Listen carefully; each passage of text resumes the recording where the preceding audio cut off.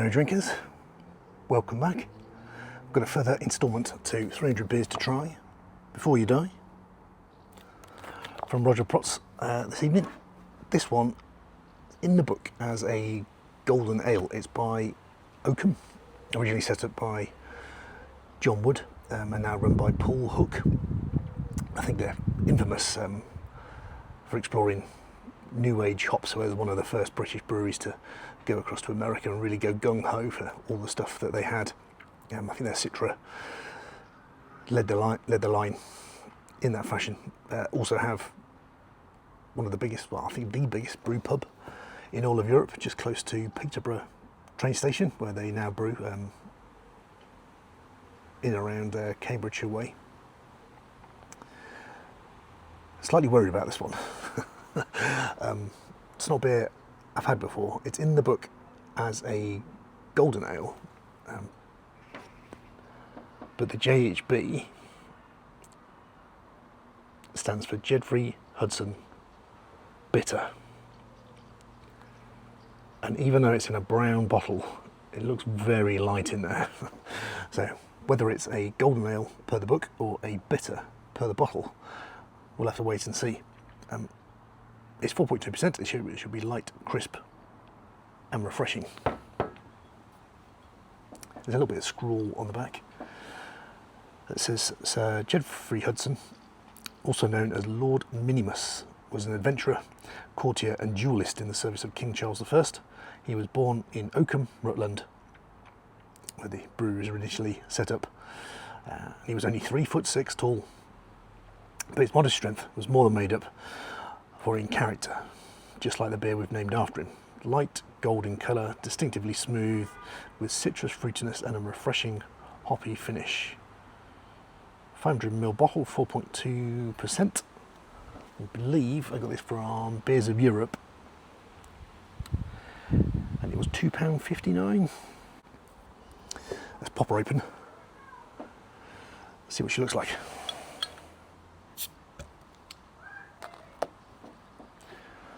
Traditional English beer, hopefully. So Sam Smith pint pot to go in. Yeah, that is very, very light.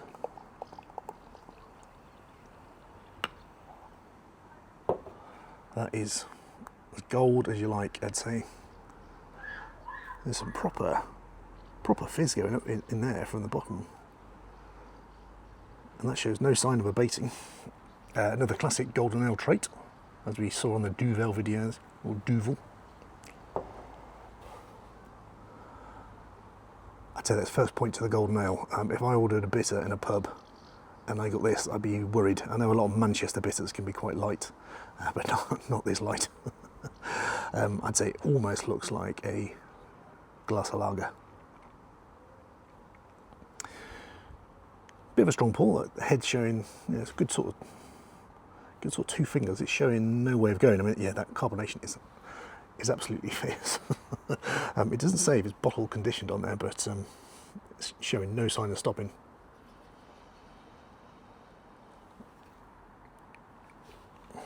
It's a bitter citrus off the top,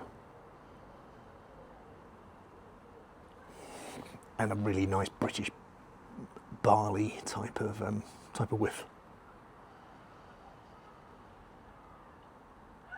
Yeah, not so much citrus now. It's overtaken by that beeriness on the barley. It does say in the ingredients, water, malted barley, and there's a bit of wheat in this.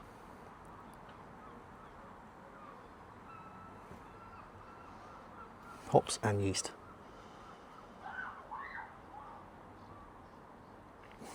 It looks very light, smells very light. Classic bit of English barley smell in there, and then also a very light lemony citrus coming up on top. Let's give her a try. New beer for me. Cheers, everyone.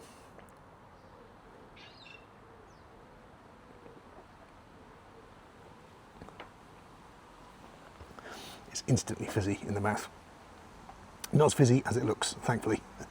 It's very light carbonation, bubbling around on your tongue slightly, but it's got a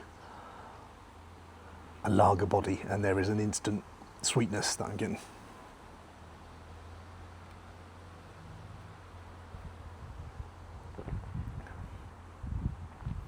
citrus is hanging around. It's on the lemony, grapefruity end. Always forget to get a picture of these things to give you the proper look at it. It's bordering on a shandy type texture and flavour, a good one, a proper nice German lager that's had some proper lemonade dashed in the top. But the two sensations are very, very light bodied. Lots of light carbonation, that sweetness, and then that impact of that lemony, sweet lemony fishness.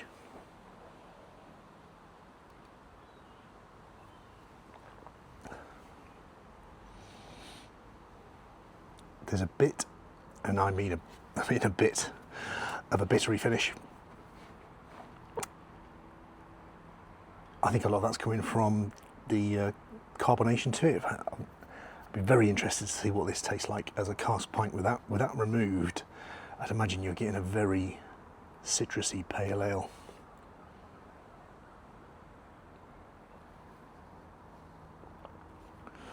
It's a hot day in Christchurch. I don't mind it too much. It's quaffable, but it's definitely not what I was expecting. I mean, I suppose true, it's a golden ale in the book, so from where we looked at the Duvel and the Tooth, you should expect lots and lots of pale malt, have that dull back, and then it is the hops that are designed to shine through to be a lager competitor, and it definitely looks and tastes like that.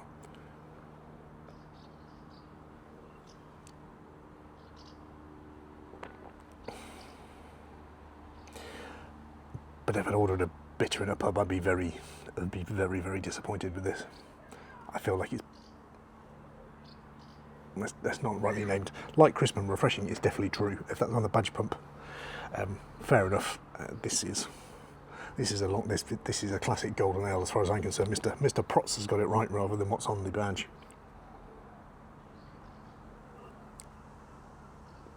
Let's see what he's got to say about it. If you read the back of the bottle, light golden colour, I don't agree it's smooth, but there is just citrusy fruitiness, a refreshing hoppy finish. I'm searching for that. It is sweet.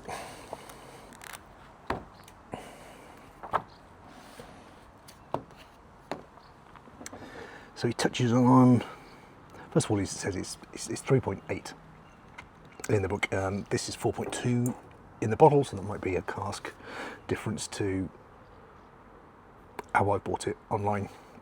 It says JHB has won 5 awards in CAMRA's Champion Beer of Britain competition, including Supreme Champion in 2001.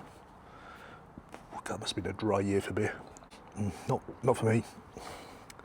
It comes from their brewery Tap, 90 Westgate, which is the biggest brew pub in Europe, based in central Peterborough, close to the railway station. The brewery can be seen behind the bar on the ground floor, with their spectacular view from the mezzanine.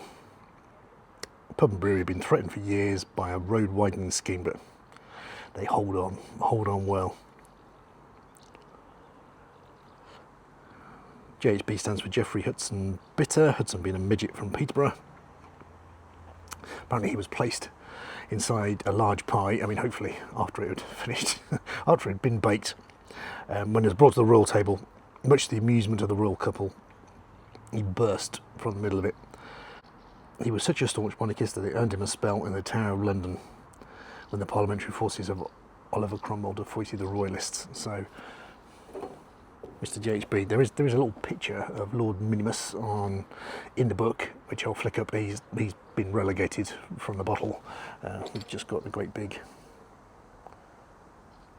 letters down on the front. It says, whilst he was short, the beer made in his honour is not short on aroma and of flavour. It's brewed with Maris also pale malt and only 5% wheat. Didn't really get anything from the wheat.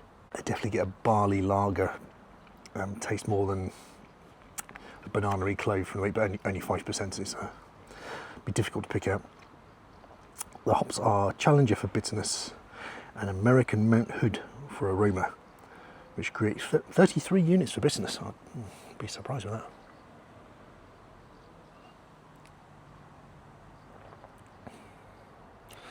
No, not for me on that either. I think it's a very, very sweet finish.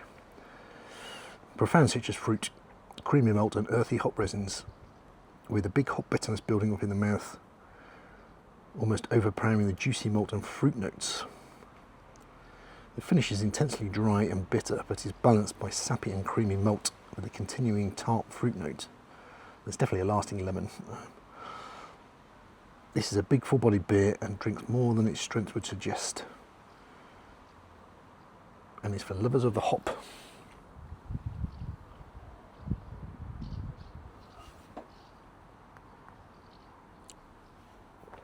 I have to admit, beer tastes are entirely personal. I'm not big on this. I've never tried it before. If I saw it on cask, I'd be very reticent about trying it.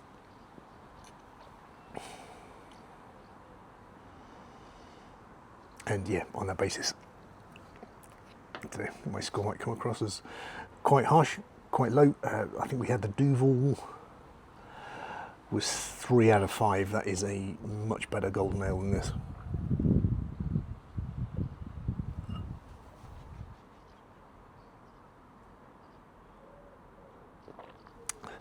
I usually do 2.5 and above as a beer I'd have again. It's going to have to be slightly under that, which we go for. I think we gave St. Peter's Best Bitter 2.3, so I might level peg it with that. Sometimes it's any port in a storm, but I find this beer quite confusing. As a golden ale, I think it's much more down at the lagery end of the spectrum. I don't get how it's called a bitter at all. That might just be me. I'm just a novice taster. But for me, 2.3 out of 5. It's not going to put me off Oakham. I think their Green Devil and their Citra beers are exceptional. So they do some really, really good stuff.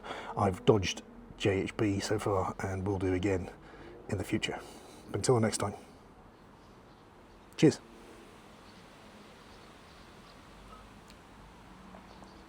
Oh dear.